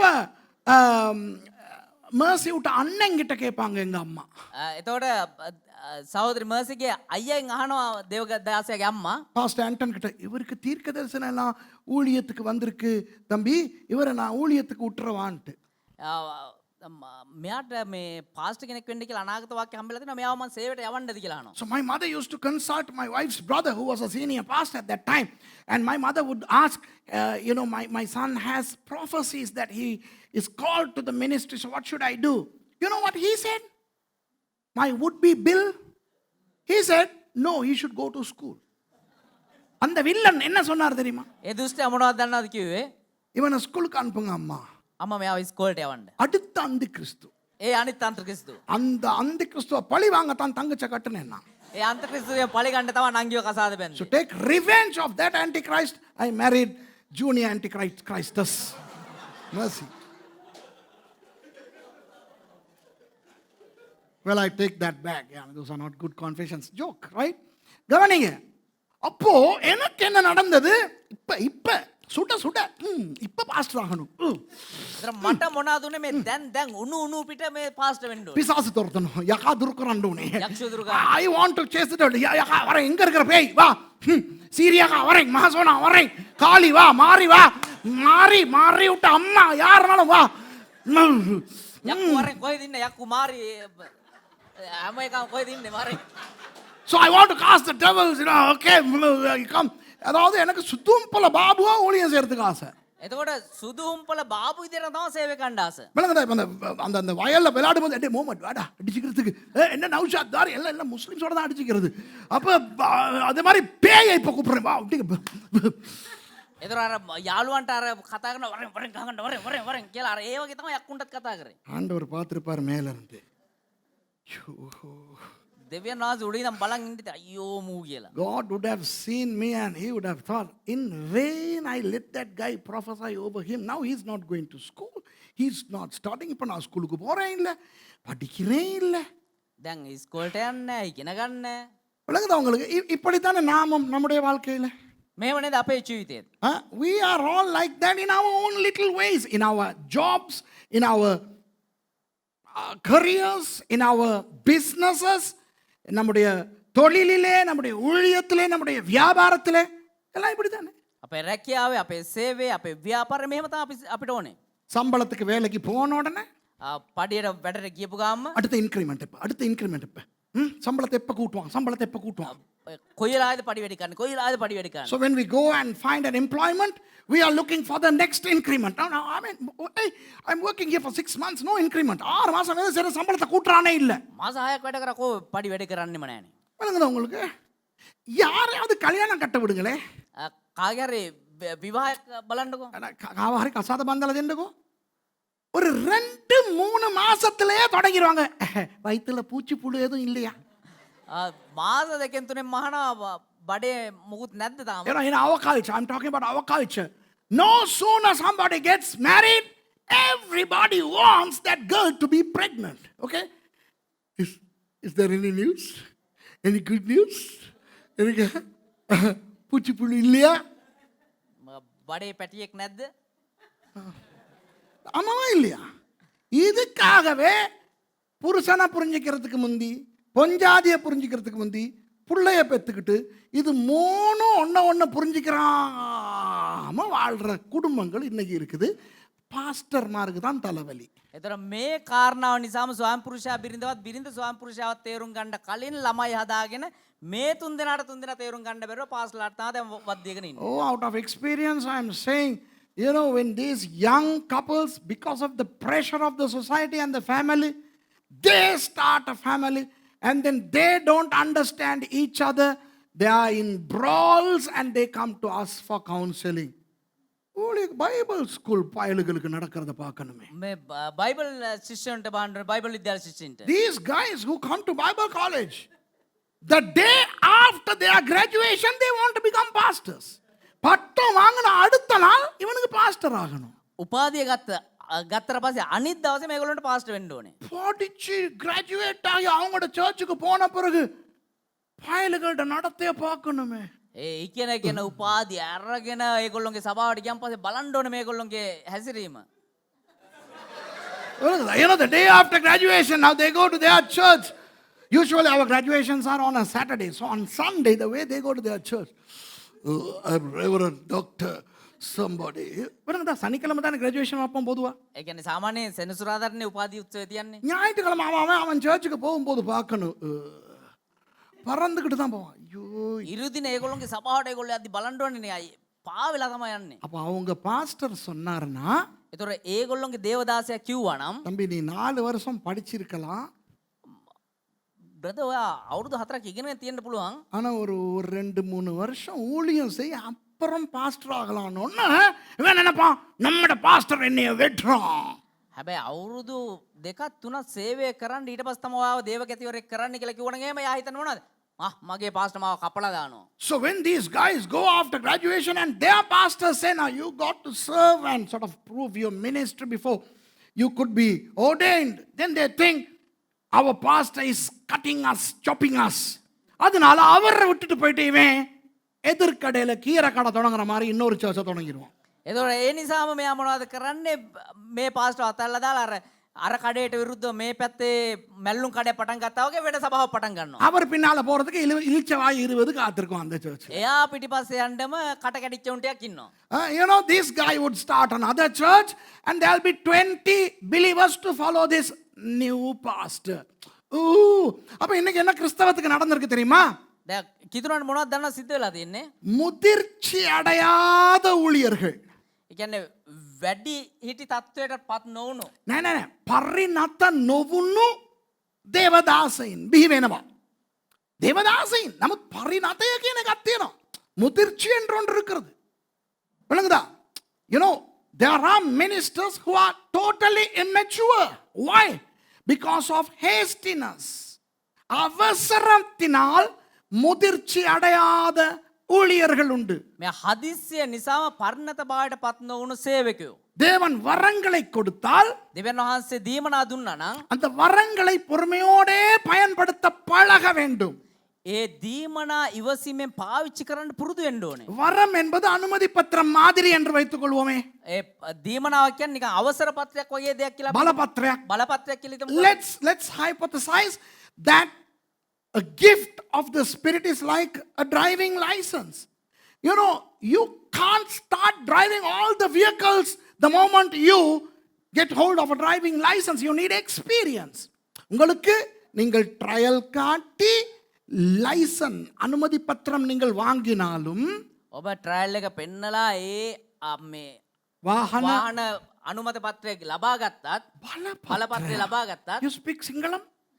What is this? உடனே எல்லா வாகனத்தையும் ஓட்ட முடியாது. හැමෝටම එක පාටම වාහන එලවන්න බෑ. அனுபவம் வர வேண்டும். ඒකට අත්දැකීම් අවශ්‍යයි. ஆண்டவர் சுகமாக்கும் வரங்களை கொடுத்தவுடன் දෙවියන් වහන්සේ සුව කිරීමේ දීමනාව දුන්න ගමන් அனுபவம் இல்லாமல் அதை பயன்படுத்துவது. අත්දැකීමක් නැතිව මේක පාවිච්චි කරනවා. No sooner the Lord gives somebody the gift of healing, they start using it without experience. And other gifts like gifts of the word of knowledge, gifts of you name it. Okay? And if they use these gifts without experience, they are going to cause humongous problems in the kingdom of God. அந்த அவர்களுக்கு ஆண்டவர் வரங்களை கொடுத்தவுடன் දෙවියන් වහන්සේ උන්ට දීමනා දුන්න ගමන් முதிர்ச்சி அடைய முன்பு அவர்கள் அதை பயன்படுத்துவதால் தேவ ராஜ்யத்திலே பெரிய குழப்பங்கள். ඒ පරිණත භාවයට පත් වෙන්න කලින්ම ඔවුන්ව පාවිච්චි කරන නිසා අද දේව රාජ්‍ය තුල විශාල කැළඹීමක්. நம்முடைய வாழ்க்கையிலே அவசரம் நம்மை நிறைய பிரச்சனைக்குள்ளே தள்ளி இருக்கிறது. අපේ ජීවිතයේ හදිස්සිය අපි බොහෝ ප්‍රශ්න වලට තල්ලු කරලා දාලා තියෙනවා. உங்களுக்கு தெரியும் இந்த பிரசங்கத்தை சிரித்து சிரித்து கேட்டாலோ தூங்கி வழிந்து கொண்டு கேட்டாலோ உங்களுக்கு தெரிகிறது கர்த்தர் உங்களோட பேசுகிறார்.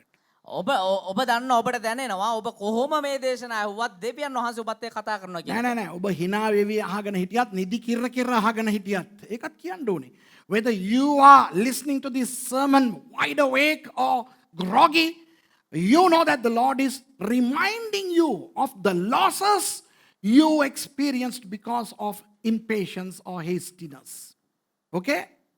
உங்களுடைய பொறுமையின்மை அவசரம் நிமித்தமாய் உங்கள் வாழ்க்கைகளிலே என்ன இழந்திருக்கிறீர்கள் என்று உங்களுக்கு இப்போ ஞாபகத்துக்கு வர வேண்டும். ඔබ ඉවසීම නැතුව ඔබේ හදිස්සිකාරීත්වය කලබලකාරීත්වය නිසා ඔබ මොන තත්ත්වයන් වලට ඔබේ ජීවිතේ පත් වෙලා තියෙනවද කියන එක ඔබ දන්නවා. எனக்கு இருக்கிற ஒரு பெரிய பிரச்சனை මට තියෙනව ලොකුම ප්‍රශ්නේ அவசர கோபம். හදිස්සි කෝපය. You know, my main problem is anger in haste. ஒரு பெருசா தலை ஆட்டாத இப்ப அந்த அவசர கோபம் வருது பாத்தீங்களா? தக்கத அதாவது இவங்க எல்லாம் தப்பு பண்றதே இல்லையாம் பாஸ்டர் மகேஷ், நான் அவசரப்பட்டு தான் இவங்களை தண்டிக்கிறேன். எப்படி கதை? கொஞ்சம் உண்மையை ஒத்துக்கிற இயலாதே. இந்த கேமராவில் பார்க்குறவங்களுக்கு தெரியல, பைபிள் ஸ்டூடெண்ட்ஸ் பெருசாக ஆட்டுறானுங்க. இவ்வளோ நேரம் வேதத்தை பற்றி பேசும்போது ஆட்டலை, இப்போ ஆட்டுறாங்க. මෙච්චර වෙලාවක් ඔළුව හොල්ලපු නැති කට්ටිය මේ කෝපය ගැන කතා කරද්දි මේ බයිබල් ශිෂ්‍යයෝ ඔළුව හොල්ලනවා ටක් ගාලා. உங்கள் மேலே எனக்கு வார கோபம் அவசர கோபமே இல்லை, நியாயமான கோபம்.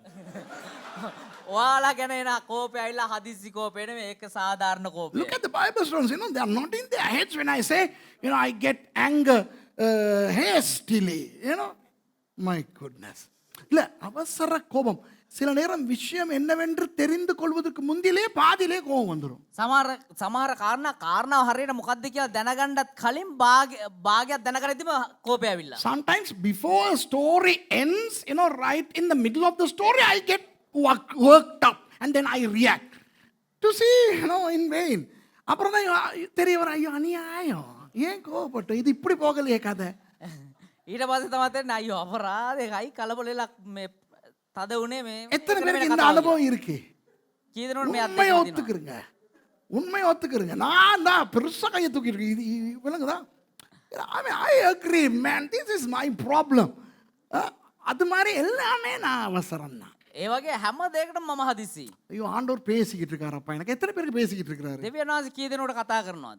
God is talking to me. How many of you all agree that God is talking to you? Let's learn. Okay. இப்போ வேதத்திலே பல சந்தர்ப்பங்களிலே அவசரத்தால் சொதப்பிக் கொண்டவர்கள் உண்டு. බයිබලයේ බොහෝ අවස්ථාවල මේ හදිස්සිය නිසා තම අනාගත කට්ටියක් ඉන්නවා. In the Bible there are so many examples as to how many people blew it because of being hasty. But let me give you just 3 examples. மூன்றே உதாரணங்களை நான் உங்களுக்கு சொல்லுகிறேன். උදාහරණ 3ක් විතරක් කියන්න. ஆபிரகாம் ஆண்டவரால் வாக்கு பண்ணப்பட்டார், உனக்கு ஒரு பிள்ளை கிடைக்கும் என்று.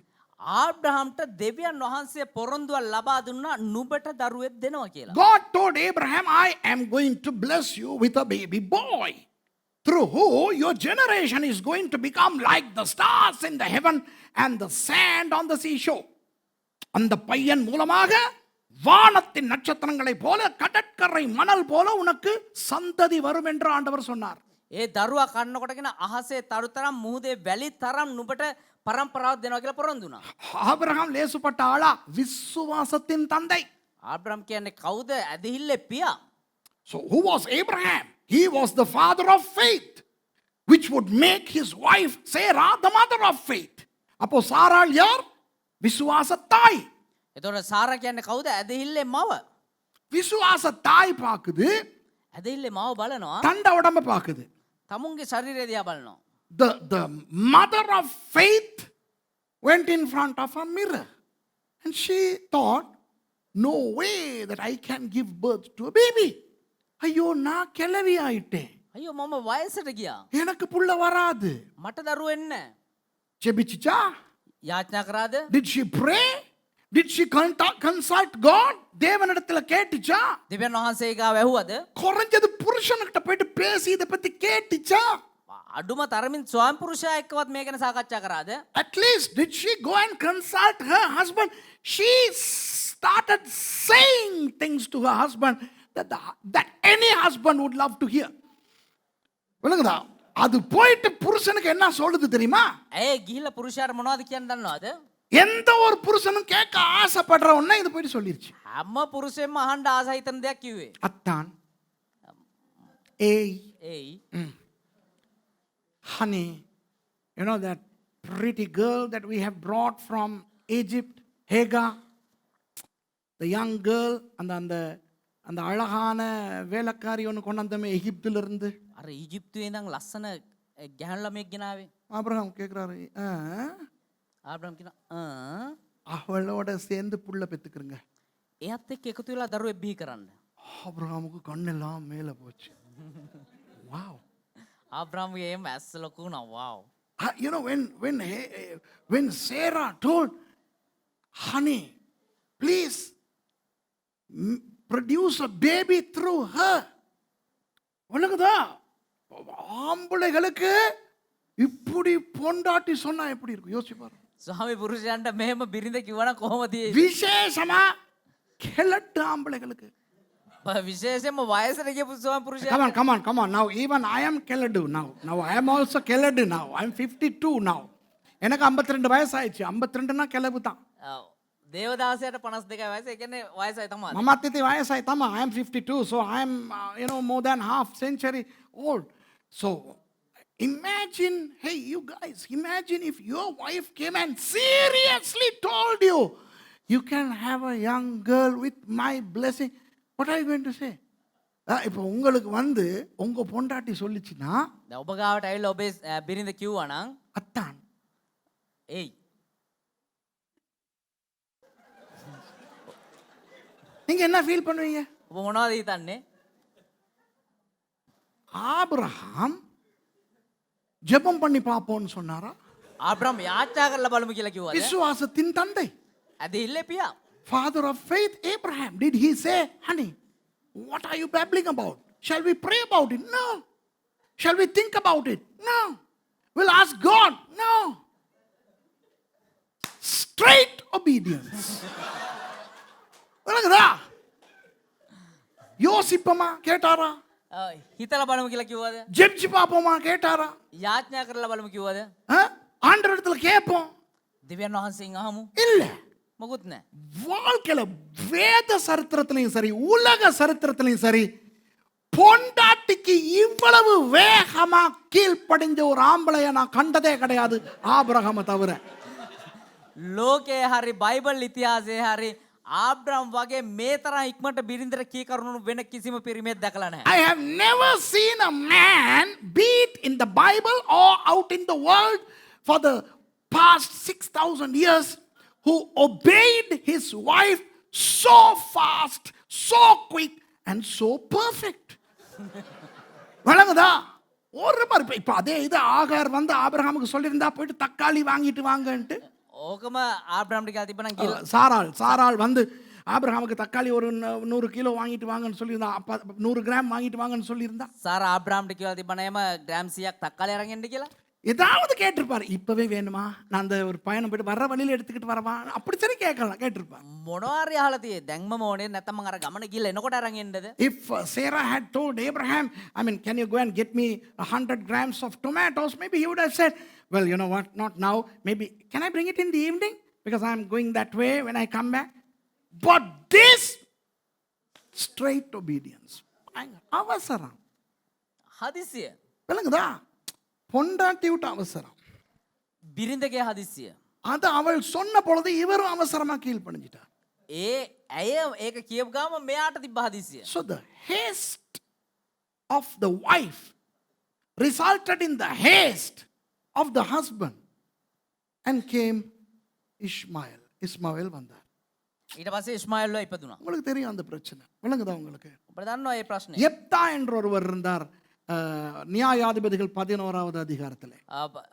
විනිශ්චයකාරන්ගේ 11 වෙනි පරිච්ඡේදයේ යෙප්තා කියලා කෙනෙක් ඉන්නවා. There was a guy called Jephthah, a judge in Judges chapter 11. And he made a hasty promise to God. அவன் அவசரமாய் தேவனிடத்திலே ஒரு பொருத்தனை பண்ணினான்.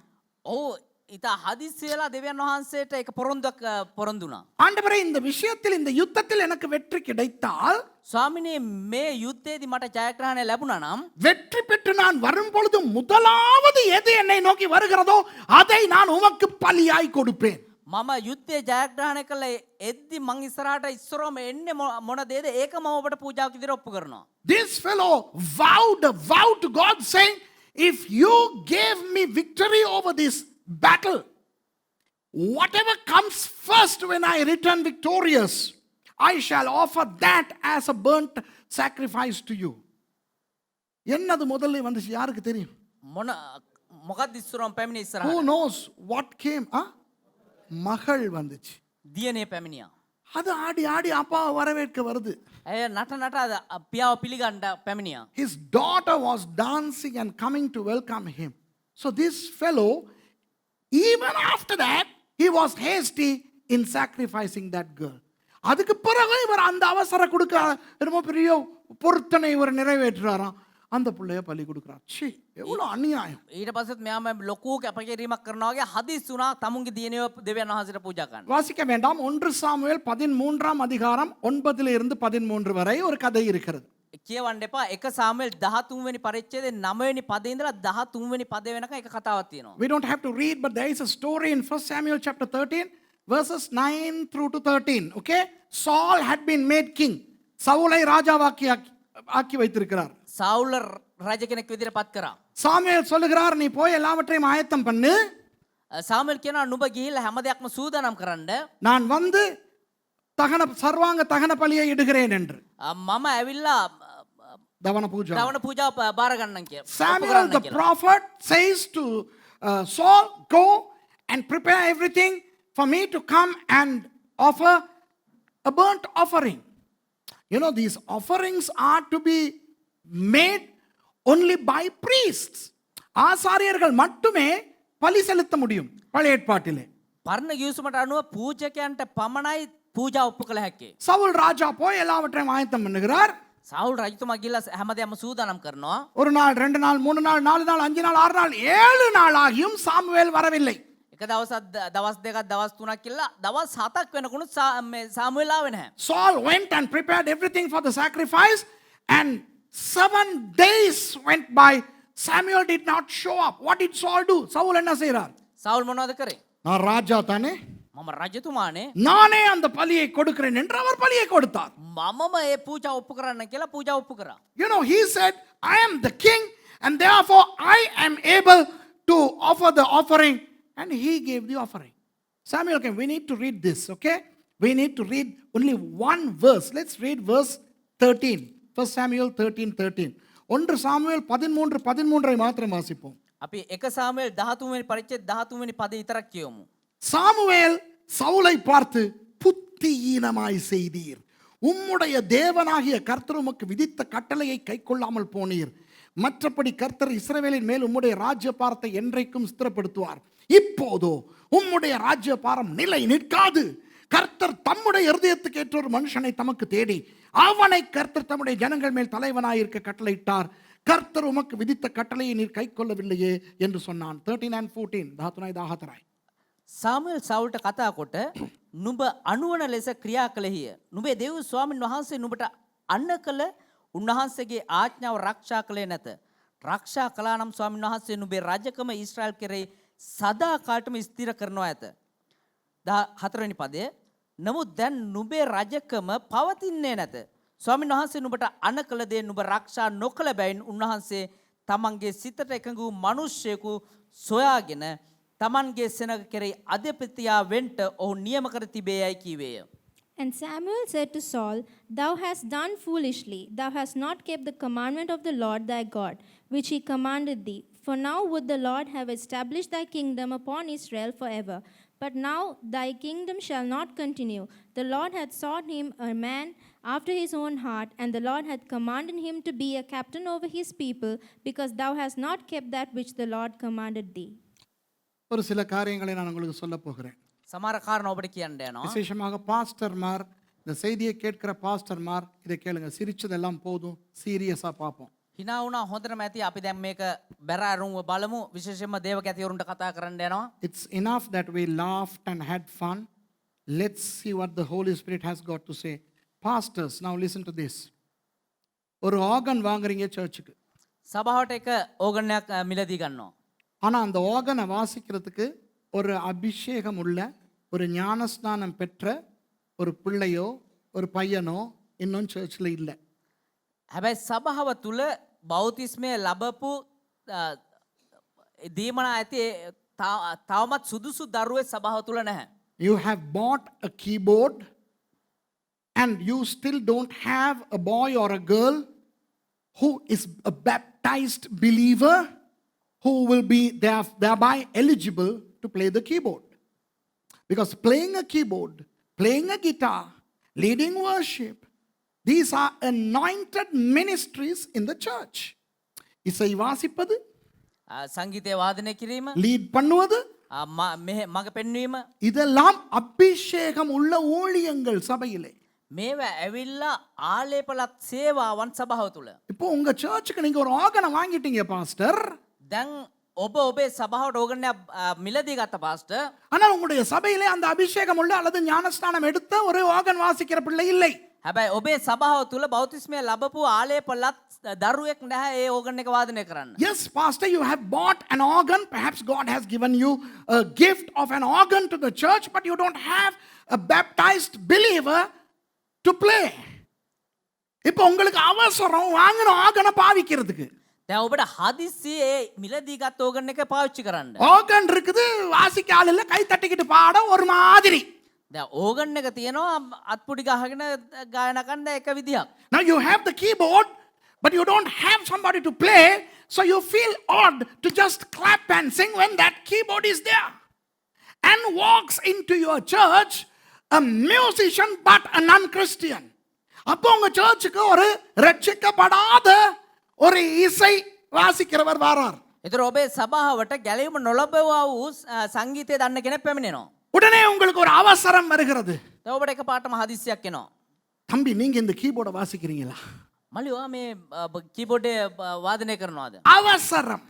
හදිස්සිය. So the pastor, hey you pastor, you become hasty and you let that heathen, sorry to say this, that heathen to play the keyboard in an anointed service, and you don't feel bad about that. அந்த ரட்சிக்கப்படாதவர் keyboard வாசிக்க விடுறீங்க உங்க சர்ச்ல. ඔබේ සභාව තුලේ ගැලවීම ලැබපු නැති කෙනා organ වාදනය කරන්න ඔබ ඉඩ හරිනවා. இதைத்தான் சவுல் செய்தார். මේක තමා සාවුල් කරේ. பெலிஸ்தியர்கள் வந்து விட்டார்கள் அடிக்க. පිලිස්තිවරු ආව ගහන්න. பெலிஸ்தியர்களோடு யுத்தம் பண்ண வேண்டும். පිලිස්තිවරුන් එක යුද්ධ කරන්න අවශ්‍යයි. யுத்தம் பண்ண முதல் பலி கொடுக்க வேண்டும். ඒ යුද්ධය කරන්න කලින් පූජා ඔප්පු කළ යුතුයි. தீர்க்கதரிசியை காணலையே, අනාගතවත්වරු තාම නැහනේ. எதிரி வர்றானே, සතුරු එනවනේ. ஐயோ இவர் லேட் ஆகுறாரே, අයියෝ මෙයා පරක්කු කරනවනේ. சரி சரி நாங்களே செஞ்சிருவோம். தகுதி இல்லாதவன் பலியை கொடுத்தான். හරි හරි අපිම කරමු කියලා නුසුදුසු පුද්ගලයා පූජා ඔප්පු කරා. The Philistines were ready to wage war, and God had told before the war you should offer the sacrifice, and the prophet is delaying. So this guy became hasty and he offered the offering. What happened? He lost his kingdom to another man. என்ன நடந்தது? தன்னுடைய ராஜ்யத்தையே இழந்தான். මොනවාද උනේ? තමුන්ගේ රාජ්‍ය නැති කරගත්තා. பாஸ்டர்ஸ், இந்த தவறை நீங்கள் செய்து கொண்டால் இன்றைக்கு நிறுத்துங்கள். පාස්ටර්ස් ඔබ මේ වැරද්ද කරලා තියෙනවා අද මේක නවත්තන්න. தகுதி இல்லாதவர்களுக்கு, ரட்சிக்கப்படாதவர்களுக்கு, ஞானஸ்நானம் எடுக்காதவர்களுக்கு எந்த ஒரு ஊழியமும் கொடுக்க வேண்டாம் உங்களுடைய சர்ச்சிலே. සුදුසුකම් නැති අයට, ගැලවීම නොලැබූ අයට, බෞතිස්ම නොලැබූ අයට ඔබේ සභාවේ කිසිම සේවාවක් ලබා දෙන්න එපා. Pastors, if you had been committing these for reasons best known to you, stop it immediately. Repent. Do not allow non-baptized people to involve in any kind of ministry. விளங்குதா? அதுபோல நீங்களும் அவசரப்படாதீர்கள் உங்களுடைய வாழ்க்கையிலே. ඒ වගේම ඔබත් ඔබේ ජීවිතයේ හදිස්සි වෙන්න இப்போ එපා. ஆண்டவர் உங்களோடு பேச போகிறார், දැන් දෙවියන් වහන්සේ ඔබත් එක්ක කතා කරන්න. என்னோடும் பேச போகிறார். මගෙත් එක්කත් කතා කරන්න. Okay, God is going to talk to all of us. Let's be serious now. Okay, I'll finish soon. நான் சீக்கிரம் முடிக்கிறேன். ඉක්මනින් අවසන් කරන්න. இப்போ நாம் யோசுவாவோடு எரிகோவுக்கு வந்திருக்கிறோம் என்று நினைத்துக் கொள்ளுங்கள். දැන් අපි යොෂුවත් එක්ක යෙරිකෝව ළඟට ඇවිල්ලා ඉන්නවා කියලා හිතන්න. Let's all imagine that we are with Joshua right outside Jericho. What is the promise that we are carrying? For 40 years, 40 வருடங்களாக நாம் சுமந்து வருகின்ற அந்த வாக்குத்தத்தம் என்ன? අවුරුදු 40ක් තිස්සේ අපි දරාගෙන ආපු ඒ පොරොන්දුව මොකද්ද? இந்த கானானுக்குள்ளே ஆண்டவர் நம்மை கொண்டு போவார். அப்படிதானே? මේ කානාන් දේශය තුලට දෙවියන් වහන්සේ අපව ගෙනියනවා කියන එක. That God is going to take us into Canaan. இப்போ எரிகோ மதில் இருக்கிறது. දැන් යෙරිකෝ පවුර තිබෙනවා. இந்த மதில் உடைய போகிறது. මේ පවුර කැඩෙන්න යනවා. தெரியுமா தெரியாதா? ඒක දන්නවද නැද්ද? தெரியும். දන්නවා. So there is this huge wall of Jericho which we all know only too well that is going to collapse. Okay? So we are now ready to see the wall collapse. அந்த மதில் உடைந்து விழுவதை பார்க்க ஆயத்தமாய் விசுவாசத்தோடு வந்திருக்கிறோம். දැන් ඒ පවුර කඩා වැටෙන එක බලන්න අපි සූදානම්ව විශ්වාසයෙන් පැමිණ සිටිනවා. இப்போ நாம் எல்லாரும் போயிருக்கிறோம் என்னத்துக்கு? දැන් අපි හැමෝම ගිහිල්ලා ඉන්නේ මොන දෙයටද? பாஸ்டர் ஜோஷுவா எங்களை கூட்டிட்டு வந்துட்டார். පාස්ටර් යෝෂුවා අපිව මොනවද දැක්කන් ආවේ? மதில் ஒட்டைக்க போகுது. මේ පවුර කැඩෙන්න යනවා. உள்ள போறோம். අපි ඇතුළට යන්න යනවා. So Pastor Joshua has brought us thus far and the walls are going to collapse and we are going to enter and conquer. ஆனா அங்கன வச்சு யோசுவா பாஸ்டர் திரும்பி சொல்றாரு, හැබැයි ඒ ගැන පාස්ටර් යෝෂුවා ආපහු කියනවා. එතනට ගිහිල්ලා பாஸ்டர் ஜோஷுவா හැරිලා බලලා අපිට කියනවා. Now Pastor Joshua stops and he turns and he says, well, you know what? We all have to walk around this wall. நம்ம எல்லாரும் இந்த மதிலை சுத்தி நடக்க போறோம். අපි හැමෝම මේ පවුර වටේට ගමන් කරන්න යනවා. உங்களுக்கு என்ன தோன்றும்? ඔබට මොනවද හිතෙන්න යන්නේ? இப்போ நீங்க பைபிள்ல வாசிக்கும் போது யாருக்கோ நடந்தது அது ஒரு கதை. දැන් ඔබ බයිබලයේ බලද්දි කාටදෝ සිද්ධ වෙච්ච දෙයක් ඒක ඔබට කතාවක්. When you read the incident in the Bible, it is something that transpired in the lives of somebody else. It's a story. How do you read? Well, the people of Israelites walked 7 days and 7 times on the 7th day and the walls fell. You know, you read it within 20 seconds. நீங்கள் இதை வாசிக்கும் பொழுது 20 செகண்டில் வாசிப்பீர்கள். ඔබ මේක කියවද්දි තප්පර 20කින් කියවලා ඉවර කරයි. எரிகோ மதிலை சுற்றி சிலவர்கள் 7 நாள் நடந்தார்கள். යෙරිකෝ පවුර වතා 7 වතාවක් මේ ජනතාව ඇවිද්දා. 7ஆம் நாள் 7 தடவை நடந்தார்கள். 7 වෙනි දවස 7 සැරයක් ඇවිද්දා. என்ன மிரக்கல்டாப்பா. எக்காலம் ஊதினார்கள், மதில் இடிந்து விழுந்தது. හොරණ පිම්බා ඒ පවුර බිඳ වැටුණා. So they blew their trumpets and the walls fell. Hey, in 20 seconds the story happened to you, right? உங்களை பொறுத்தவரை உங்களுக்கு அந்த கதை 20 செகண்டில் நடந்தது. ඔබට ඔබ දන්න තරමට ඒක තප්පර 20කින් සිද්ධ වුණ කතාවක්. ஆனா நீங்கள் அங்கே இருந்திருந்தா, හැබැයි ඔබ එතන හිටියානම් but if you were there 20 second இல்ல, நாங்க போயிட்டு இப்ப ரெடியா உள்ளுக்கு நுழைய போகும்போது எங்க ஒட்டைதான்னு பார்க்கும்போது තප්පර 20න්නේ අපි මේ දැන් ගිහිල්ලා බලාගෙන කොයිලා කැඩේද කියලා. பாஸ்டர் சொல்றார் full round on அடிக்க இருக்காங்க. පාස්ටර් කියනවා අපි වටේට රවුමක් යන් කියලා. You know, when we go so excited anticipating the wall to see the wall fall, right? Pastor Joshua says, well, we have to walk around it. So we'll walk. எல்லாம் சுத்தி நடப்போம். අපි හැමෝම වටේට ඇවිදිමු. ஹலோ, மவுண்ட் கார்மெல் விசுவாசிகள் உங்களுக்கு இல்ல, இங்க இருக்கிறவங்க கிட்ட ஒரு கேள்வி. කර්මල් පර්වත ඇදිලිවන්තයෙන් එක ප්‍රශ්නයක්. எத்தனை பேர் இந்த காணியில மேல வரைக்கும் நடந்து போய் பார்த்துட்டு வந்திருக்கீங்க? කී දෙනෙක් මේ වත්තේ උඩට වෙනකන් ඇවිදලා ගිහිල්ලා බලලා ඉල්ල තියනවාද? Those of you here, how many of you all have walked all the way to the summit? நீங்க எல்லாம் கையை கீழே போடுங்க. අත විමර දාන්න. மற்றவங்க கிட்ட கேட்கிறேன். අනිත් අයින් අහනවා. உங்க சர்ச்சுக்கு சொந்தமான உங்க காணிக்கே இன்னும் ஏறி போய் வராத உங்களை எரிகோ மதில சுத்தி நடனா நீங்களா நடக்க போறீங்க? ඔබේ සභාවට අයිති සභාවේ වත්තේ උඩට ගිහිල්ලා පල්ලෙහාට එන්නේ නැති ඔබට මේ පවුර වටේ ඇවිදින්න කිව්වනම් ඇවිදින්නද යන්නේ? Those of you who did not put your hand up, that means who did not go to the summit of this land. If you haven't done this, how can you expect to walk around the wall of Jericho? நானா இருந்தா என்ன தெரியுமா கேட்பேன் pastor Joshua கிட்ட? මම එතන හිටියනම් pastor යෝෂුවාගේ මොනවද දන්නද අහන්නේ? பைக் ஒன்று இருக்குமா? බයික් එකක් තියෙද? டக்குன்னு போயிட்டு வந்துடலாம். ටක්කල ගිහලා ආවයි. வணங்கடா. இல்லைன்னா ஒரு ஆட்டோ, එහෙම නැත්නම් ට්‍රිවිල් එක அட்லீஸ்ட் ஒரு சைக்கிள், අඩුම තරමේ මේ බයිසිකලයක්වත් பஸ் ஒன்று இருந்தா இவ்வளவு லேசா எல்லாம் ரவுனா போயிட்டு வந்துடலாம். බස් එකක් තිබ්බනම් කොච්චර ලේසේරම ගිහලා එන්න තිබ්බනේ. You know, I would have asked Pastor Joshua, is there a bike that I can use to go around it? I mean, it seems to be a long journey.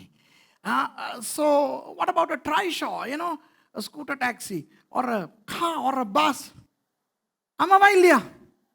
අහයිද නැද්ද? நான் அப்படி கூட கேட்க மாட்டேன். මම එහෙම අහන්නෙත් නෑ. நான் போயிட்டு பாஸ்டர் யோசுவா கிட்ட சொல்லுவேன், මම ගිහලා පාස්ටර් යෝෂුවාට කියනවා பாஸ்டர் ஆண்டவர் எங்களுக்கு இதை உடைக்கிறேன்னு சொல்லி தானே கூட்டிட்டு வந்தாரு. පාස්ටර් දෙවියන් වහන්සේ අපිට මේ කඩලා දෙන්නම් කියලා නිකන් ආවේ. அப்புறம் ஏன் சுத்தி அலையணும்? අය මොකටද මේ වටේ ඇවිදින්න ඕන? அனாவசியமா டைம் போகுது. නිකන් බොරුවට කාලේ නාස්ති කරනවා. டக்குன்னு வந்தோம் அடிச்சோம், எத்தனையோ வேலை இருக்கு தானே செய்யறதுக்கு பாஸ்டர். ஏன் ආව ගැහුවා අපිට කොච්චරද වැඩ තියෙනවනේ. நான் இருந்தா அப்படி சொல்லுவேன். මම හිටියනම් එහෙම තමයි කියන්නේ. அதனால தான் ஆண்டவர் என்னை அங்கே வைக்கல. ඒ නිසා තමයි මාව දෙවියන් වහන්සේ එතන තිබ්බේ නැත්තේ. If I were there, I would have gone and told Pastor Joshua, well, do we really have to do this? After all, we have the promise. God told us that it's going to happen. So let's believe without having to walk. நானும் தான் நடப்பேன் pastor. ஆனால் நடக்க கஷ்டப்படுறவங்கலாம் இருக்காங்க இங்கே. මට නම් ඇවිදින එක ප්‍රශ්නයක් නෑ පාස්ටර්. ඒ වුණාට ඇවිදින්න අමාරු කට්ටිය ඉන්නවා. There are those who are finding it difficult and also animals. மிருகங்களோட நடக்கணும். ஐயோ. මේ සත්තුත් එක්කත් ඇවිදින්න ඕනේ. ஆமாவா இல்லையா? කියයිද නැද්ද? ஆண்டவர் என்ன செய்தார்? හැබැයි දෙවියන් වහන්සේ මොනවද කරේ? 7 நாள் நடக்க வைத்தார். දවස් 7ක් තිස්සේ ඇවිදින්න තිබ්බා. 7வது நாள் 7 වෙනි දවසේ 7 தரம் நடக்க வச்சார். 7 වතාවක් ඇවිදින්න තිබ්බා. நான் எப்படி நடந்திருப்பேன் தெரியுமா? நான் எப்படி நடந்திருப்பேன் මම தெரியுமா? කොහොමද දන්නවද ඇවිදින්නේ? எங்கடா வெடிப்பு கிடிப்பு ஒண்ணுமே காணாமே. මොකද්ද නිකන් එක පිපිරීමක්වත් නැහනේ. சரி வராதோ? හරියන්නේ නැති වේද? If I was walking after all, I would expect cracks to happen. Especially on the last day, nothing happens. No rumbling, no tumbling, no noise. இடிகிற மாதிரி உடையிற மாதிரி சத்தம் கிட்ட ஒண்ணுமே இல்லை. පුපුරන විදියට කැඩෙන විදියට කිසිම සද්දයක් බද්දයක් මොකුත් இதுதானே නැහැ. நம்முடைய வாழ்க்கையில நடக்கிறது. මේක නේද අපේ ජීවිතේ සිද්ධ වෙන්නේ. பொறுமை இல்லை. ඉවසීම නැහැ. விளங்குதா? තේරෙනවද? காத்திருப்பதில்லை. බලා සිටීමක් නැහැ. We have no patience in our lives. We don't wait. And here is the most important verse that I want to read to you. நான் உங்களுக்கு வாசிக்க விருப்பமான வசனத்தை வாசிக்கிறேன். இதுதான் கர்த்தர் உங்களுக்கு கொடுக்கிற செய்தி. This is the message God is giving you today. Psalm chapter 25 verse 3. 25வது சங்கீதம் 3வது 25வது சங்கீதம் 3வது வசனம் நினைக்கிறேன். ගීතාවලිය 23 වෙනි පරිච්ඡේදයේ இல்ல 3வது வசனம். 25 වෙනි පරිච්ඡේදයේ 3 වෙනි පදය. Psalm 25 verse 3. உம்மை நோக்கி காத்திருக்கிற ஒருவரும் வெட்கப்பட்டு போகாதபடி செய்யும். Read it in English. Yea, let none that wait on thee be ashamed. එසේය ඔබ කෙරේ බලා සිටින කවරෙක්වත් ලැජ්ජා නොවන්නේය. அன்பானவர்களே, ஒரு முறை உங்களுக்கு நான் பிரசங்கம் செய்தேன். கர்த்தருக்கு காத்திருப்பவர்கள் புது பலன் அடைந்து கழுகுகளைப் போல செட்டைகளை அடித்து எழும்புவார்கள் என்று. ප්‍රේමන්තිනි දිනක් මම ඔබට දේශනා කරා ස්වාමින් වහන්සේ දෙස බලා සිටින්නෝ රාජලයකුසේ නව බලයක් ලබන්නවා. Once I taught that they that wait upon the Lord shall rise up like an eagle. Remember that? Okay? Molting. You remember? Now today, that's not what I am talking about. இன்றைக்கு அது அல்ல நான் பேசுவது. අද මම කතා කරන්නේ ඒක නෙමෙයි. அவசரம் இல்லாமல் கர்த்தருக்கு காத்திருப்பவர்களுக்கு வெட்கம் வராது. හදිස්සියක් නැතුව දෙවියන් වහන්සේ දෙස බලා සිටින අයට ලැජ්ජාවක් නැහැ. ලැජ්ජාවටපත් වෙන්නේ නැහැ. If you wait upon the Lord, who is in control of everything, you will never be put to shame. Okay? இந்த கடனை கட்ட துடிக்கிறவர்களுக்கு சொல்லுகிறேன். මේ ණය ගෙවන්න දඟලන අයට කියන්න. அவசரம் இல்லாமல் உங்களுடைய வாழ்க்கைகளை, உங்களுடைய கிறிஸ்தவத்தை ஒழுங்காய் நடப்பியுங்கள். හදිස්සියක් නැතුව ඔබේ කිතුණු ජීවිතය හරියාකාරව ගත කරන්න கர்த்தர் கடன்களை அடைப்பார். දෙවියන් වහන්සේ ණය ප්‍රශ්න විසඳයි. Those of you who are in debt, listen. You put things right in your lives according to the Bible, then the Lord will clear those debts. உங்க பிள்ளைகளுக்கு கல்யாணம் பேசிக்கிட்டு இருக்கிற அம்மா அப்பாவுக்கு சொல்றேன். ඔබේ දරුවට විවාහයන් කතා කරන්න අම්මල තාත්තලාට කියන්න. அவசரப்பட்டு பிழையான ஆளுக்கு உங்க மகளை கட்டி கொடுத்துறாதீங்க. හදිස්සි වෙලා වැරදි පුද්ගලයෙකුට එහෙම නැත්නම් තැනැත්තියකට ඔබේ දරුවව දියණියව විවාහ කරලා දෙන්න එපා. Parents who want your children to get married, don't be hasty and give away your son or your daughter to the wrong person. We see a lot of such unequally yoked couples facing trouble. அந்த மாதிரியான இணைப்புகளால் அவதிப்படுகின்ற பலரை நான் பார்த்திருக்கிறேன். ඒ වගේ හදිස්සි වෙලා සිද්ධ වුණු බොහෝ කාරණා බොහෝ පුද්ගලයන් දැකලා තියෙනවා. கர்த்தருக்கு காத்திருங்கள். දෙවියන් වහන්සේ දෙස බලා සිටින්න வெட்கமடையாதபடி உங்கள் பிள்ளைகளுக்கு நல்ல பெண்ணை மாப்பிள்ளையை கர்த்தர் கொடுப்பார். ලැජ්ජාවටපත් නොවන ආකාරයෙන් යහපත් මනමාලයක් මනාලියක් ඔබේ දරුවාට දියණියට ලැබෙයි. If you wait upon the Lord, He will in time bring you or your child the proper bride or the bridegroom. பயல்களுக்கும் பிள்ளைகளுக்கும் நான் சொல்றேன். මේ පිරිමි දරුවන්ට කියන්න ඔබට කියන්නම්. உங்களுக்கும் தான். මටත් එක්ක. இல்ல சீரியஸ், இப்ப இது ஜோக் இல்ல. கர்த்தருக்கு காத்திருங்கள். දෙවියන් වහන්සේ දෙස බලා සිටින්න. கர்த்தருக்கு காத்திருப்போர் வெட்கப்பட்டு போவதில்லை என்று வேதம் சொன்னால் அது உண்மை. දෙවියන් වහන්සේ දෙස බලා සිටිනු ලැජ්ජාවට පත් කරන්නේ නැහැ, පත් වෙන්නේ නැහැ කියලා කිව්වනම් ඒක ඇත්තක්, ඒක සැබෑවක්. If the Bible says they that wait upon the Lord shall not be put to a shame, that's true. So wait upon the Lord. ஊழியத்துக்கு போகணுமா, காத்திருங்க. සේවයට ඉවසීමෙන් බලා සිටින්න. ஊழியம் வளர வேண்டுமா, காத்திருங்கள். සේවාවන් වර්ධනය වෙන්න ඕනද, බලා සිටින්න. Do you want to jump into the ministry? Do you want your ministry to grow? Wait. The Lord is not in a hurry. ஆண்டவர் அவசரமா இல்லை. දෙවියන් වහන්සේට හදිස්සියක් නැහැ. சில பேர் சொல்லுகிறார்கள், நான் ஏன் படிக்கணும், படிச்சு காலத்தை விரயம் செய்யணும், இப்ப போயிட்டு ஆத்துமாக்கள் ஆதாயம் பண்ணணுங்கிறாங்க. සමහරව කියන අයි මං ඉගෙන ගන්න ඕනේ, ඉගෙනගෙන අයි කාලේ නාස්ති කරන්න ගිහිල්ලා මට ආත්ම දිනා ගන්න පුළුවන් නේ කියලා. Why should I waste my time studying when I should be going and evangelizing? Hey, no, wait on the Lord. The Lord will strengthen you. கர்த்தருக்கு காத்திருங்கள், அவர் உங்களை பலப்படுத்துவார். දෙවියන් වහන්සේ වෙනුවෙන් බලා සිටින්න උන්වහන්සේ ඔබ ආරක්ෂා කරයි. அவசர தீர்மானங்கள் எடுக்காதீங்க. හදිසි තීරණ ගන්න එපා. எவனாவது வந்து வெளிநாட்டுக்கு உன்னை அனுப்புறேன்னா பாஞ்சிக்கிட்டு போகாதீங்க. කවුරු හරි කිව්වනම් ඔබ පිටරට යවන්න කියලා පැනගෙන යන්න එපා. If somebody says I'll send you abroad, don't jump into it. Don't be hasty. Okay? உனக்கு நல்ல தொழில் ஒன்று வாங்கி தரேன் கொழும்புல. කොළඹ හොඳ රැකියාවක් හොයලා දෙන්නම්. பாஞ்சிக்கிட்டு ஓடாதீங்க. පැනගෙන යන්න එපා. I'll get you a better job in Colombo. Don't run. I'll get you a better business alliance. ஒரு நல்ல வியாபாரத்தை அறிமுகப்படுத்துகிறேன். அவசரப்படாதீங்க. හොඳ ව්‍යාපාරයක් ඔබට පෙන්වන්නම් කිව්වොත් හදිසියලා යන්න එපා. எதற்குமே அவசரப்படாதீங்க. කිසිම දෙයකට හදිසි වෙන්න එපා. நான் நினைக்கிறேன் நிறைய பேர் நம்ம கடன்ல மாட்டிக்கிட்டு இருக்கோம், வியாதியில மாட்டிக்கிட்டு இருக்கோம், பிரச்சனையில மாட்டிக்கிட்டு இருக்கோம். அவசரம். මම හිතනවා බොහෝ දෙනෙක් ණය ප්‍රශ්න වලට මුහුණ දීලා තියෙනවා, ඒ වගේම රෝග වලට මුහුණ දීලා තියෙනවා. මේ හැම දෙයකටම හේතුව பவுல் பிரச்சனை. පෞල් ප්‍රශ්න වලට මුහුණ දීලා තියෙනවා, හදිස්සිය. Most of us are facing unnecessary problems in life, families and ministries and jobs because of haste. Do you understand? How many of you will say, yes, I agree? எத்தனை பேர் சொல்றீங்க, ஆமா எனக்கும் அப்படிதான் அப்படின்னு? எத்தனை பேர் ஏற்றுக்கிறீங்க? කී දෙනෙක් කියනවාද ඔව් ඇත්ත තමයි මමත් එහෙම තමයි කියලා. சரி, இதுவரை நடந்து விட்டது. මෙච්චර කාලෙ සිද්ධ වුණ දේ අතහැරලා දාන්න. இனி கவனமாயிருப்போம். ආයෙ පරිස්සමින් ඉමු. தேவன் பொறுமை உள்ளவர். දෙවියන් වහන්සේ ඉවසිලිවන්තයන් වහන්සේ. நம்முடைய அவசரத்தால் நாம் நிறைய விஷயங்களை இழந்து கொண்டிருக்கிறோம். අපේ හදිස්සිය නිසා අපි බොහෝ දේවල් නැති කරගනිමින් Our සිටිනවා. God is patient. Okay? And we are losing a lot of good things because of our impatience. So from today, be patient and you shall never be put to shame. நீங்கள் இனிமேல் கர்த்தருக்கு காத்திருங்கள்.